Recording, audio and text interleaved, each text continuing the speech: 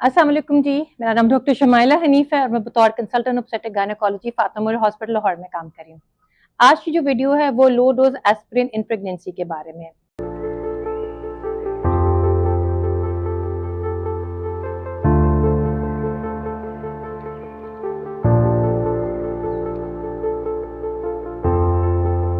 आपने कभी सुना भी होगा और हो सकता है आपके साथ खुद भी ऐसा एक्सपीरियंस हो कि जब आप प्रेग्नेंट हैं और आपके गायनेकोलॉजिस्ट आपको ये मशवरा देते हैं कि आपको प्रेगनेंसी में एस्पिरिन लेने की ज़रूरत है।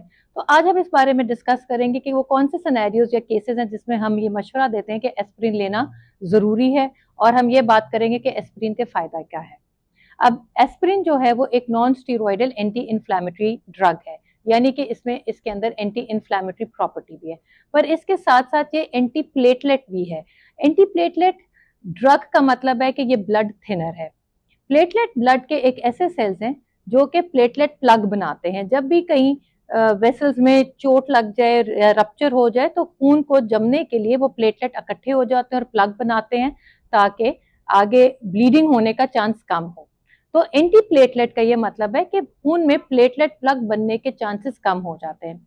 अब प्रेगनेंसी में जो नॉर्मल फिजियोलॉजिकल मैकेनिज्म ये है कि खवातीन जो प्रेग्नेंट होती हैं उनमें उनका जो खून है वो गाढ़ा हो जाता है, पर कुछ ऐसी खवातीन जिनके कोई इनहेरेंट मेडिकल डिसऑर्डर्स हैं, यानी कि कोई ऑटो इम्यून उनको प्रॉब्लम है या कि उनको ब्लड प्रेशर का मर्ज है या ब्लड प्रेशर प्रेगनेंसी में डेवलप होता है, उनमें जो खून है वो मजीद गाढ़ा हो जाता है। जब ब्लड वेसल्स में ब्लड बहुत ज्यादा गाढ़ा हो जाएगा, जाहिर बात है वो उतना अच्छा फ्लो नहीं करेगा, तो ये जो प्लेटलेट है ये जगह जगह प्लेटलेट प्लग बना देते हैं।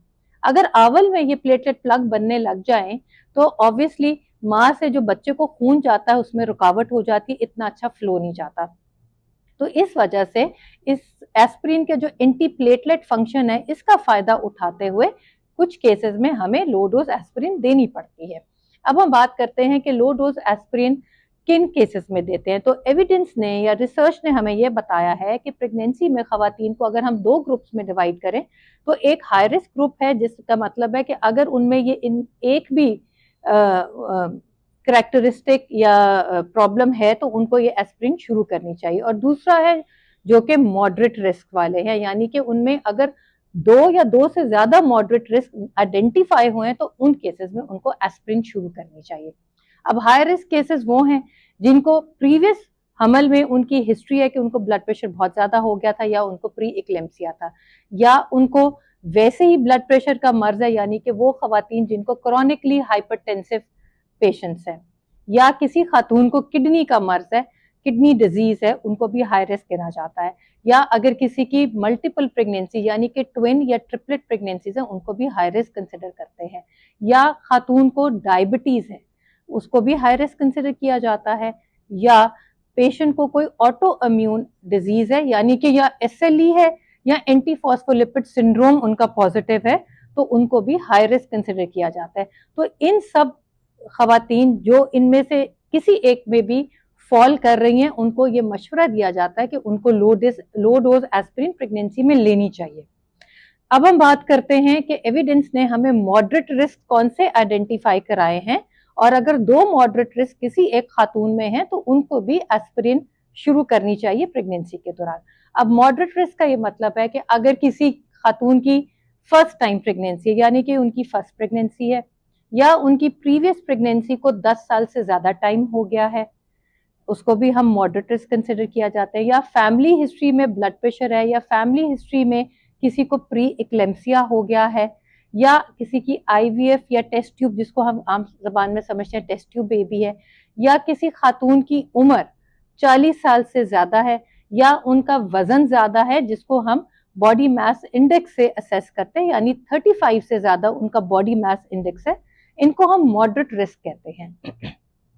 दो रिस्क अगर इन करेक्टरिस्टिक्स में किसी के भी दो करेक्टरिस्टिक या फीचर्स प्रेजेंट हैं तो उनको भी लो डोज एस्पिरिन का मशवरा दिया जाता है।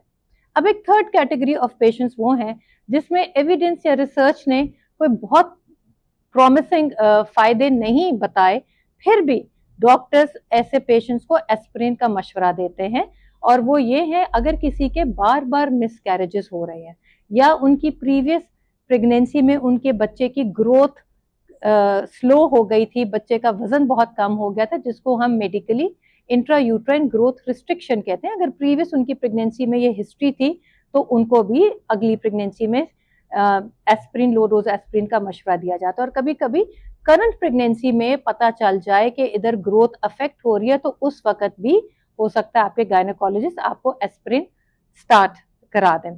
और अगर प्रीवियस किसी खातून की जो हिस्ट्री है उसमें पेट में बेबी की डेथ हो गई, जिसको हम इंट्रायूट्राइन डेथ कहते हैं, इस केसेस में भी आइंदा प्रेगनेंसी में आपके गायनेकोलॉजिस्ट आपको लो डोज एस्प्रिन का मशवरा देते हैं, क्योंकि ये देखने में आया है कि एस्प्रिन देने से जो उसका बेनिफिट है वो ज्यादा है एज कंपेयर टू उसके कोई साइड इफेक्ट या रिस्क।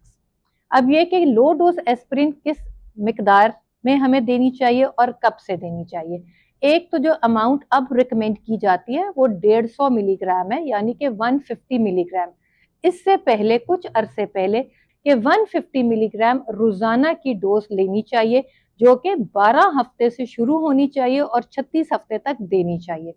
किसी वजह से कोई खातून जो जिनके ये रिस्क फैक्टर्स पॉजिटिव हैं, यानी कि वो हाई रिस्क कैटेगरी में हैं या उनके मॉडरेट रिस्क पॉजिटिव हैं और वो 12 हफ्ते पे लो डोज एस्प्रिन नहीं स्टार्ट कर पाई किसी भी वजह से, तो वो बाद में कभी भी 28 हफ्ते से पहले शुरू कर लेनी चाहिए। आइडियली या बेस्ट टाइम समझा जाता है कि 16 हफ्ते से पहले शुरू कर लेना बहुत ही फायदेमंद है अगर किसी ने 12 हफ्ते पे शुरू नहीं की। और ये तो हमारी डोज होगी जो कि 150 मिलीग्राम है। लेनी कब चाहिए, इसके लिए रिकमेंड किया जाता है कि रात को खाने के बाद एस्प्रिन लेनी चाहिए। अब कई खवातीन को ये क्वेश्चन होता है कि जी लो डोज एस्प्रिन से कोई साइड इफेक्ट है या नहीं। अमूमन ये टॉलरेबल है। कुछ खवातीन को नौजिया सा फील हो सकता है, इसीलिए कहा जाता है कि रात को खाने के बाद लेनी चाहिए। इसके बावजूद किसी को एस्प्रिन लेने से नौजिया फील हो तो आप अपने गायनेकोलॉजिस्ट के मशवरे से कोई भी नौजिया वॉमिटिंग की दवाई ले सकते हैं। रिसर्च ने यह बताया है कि लो डोज एस्प्रिन जब 12 हफ्ते पे शुरू की जाती है तो इसका बच्चे पे कोई कंजेनिटल डिफेक्ट होने के चांसेस नहीं है। और साथ में ये भी रिसर्च ने बताया है कि दोनों माँ और बच्चे में कोई ब्लीडिंग डिसऑर्डर होने का भी चांस इस एस्प्रिन की लेने की वजह से नहीं होता। तो ये अमूमन एक सेफ ड्रग है। एक और सवाल जो खवातीन करती है कि ब्लड प्रेशर इससे कम हो जाता है। हो सकता है कभी किसी का ब्लड प्रेशर कम हो जाए, पर ये ब्लड प्रेशर की दवाई नहीं है, ये एंटी हाइपरटेंसिव ड्रग नहीं है, ये एक एंटी प्लेटलेट ड्रग है। और अगर किसी भी खातून को प्रेगनेंसी में ब्लड प्रेशर है या कि वो ऑलरेडी हाइपरटेंसिव खवातीन हैं तो उनके डॉक्टर उनको ब्लड प्रेशर कंट्रोल करने के लिए बिल्कुल ही अलग एंटी हाइपरटेंसिव ड्रग देंगे। सो लोप्रिन या लो डोज एस्प्रिन एक एंटी हाइपरटेंसिव ड्रग नहीं है, ये ब्लड प्रेशर की दवाई नहीं है। इसका मकसद सिर्फ खून को पतला रखना है ताकि अव्वल से बच्चे को खुराक जाती रहे और ब्लड प्रेशर की प्रेजेंस में कोई भी कॉम्प्लिकेशन होने का चांस कम रहे। तो ये इसका मकसद है। तो आज की वीडियो इसी बात में थी कि अक्सर खवातीन को ये कंफ्यूजन रहती है कि उनको लो डोज एस्प्रिन क्यों दी गई, किस डोज में देनी चाहिए, किन टाइमिंग्स पे शुरू करनी चाहिए और कब खत्म होनी चाहिए। तो ये सिंपल बात है। अगर आप हाई रिस्क या मॉडरेट रिस्क में फॉल कर रहे हैं या आपके प्रीवियस ऑब्स्टेट्रिकल हिस्ट्री ऐसी है, यानी कि प्रीवियस आपके रिपीटेड मिसकैरेजेस हैं या प्रीवियस बच्चे की ग्रोथ में प्रॉब्लम था, वो बहुत ही कम उसकी ग्रोथ हो रही थी या बच्चे की पेट में डेथ हो गई थी, उस सूरत में भी आपके गायनेकोलॉजिस्ट आपको लो डोज एस्प्रिन का मशवरा देते हैं। डोज जो कि 150 मिलीग्राम है, जो कि रात के वक्त ली जाती है। बेस्ट है कि 12 हफ्ते पे शुरू की जाए और 36 हफ्ते पे खत्म की जाए। मैं उम्मीद करती हूँ कि अगर आपके जहन में कोई सवाल है वो इस डिस्कशन से और इस वीडियो से क्लियर हो गए हैं। अपना बहुत सारा ख्याल रखें, खुश रहें। अल्लाह हाफ़िज़।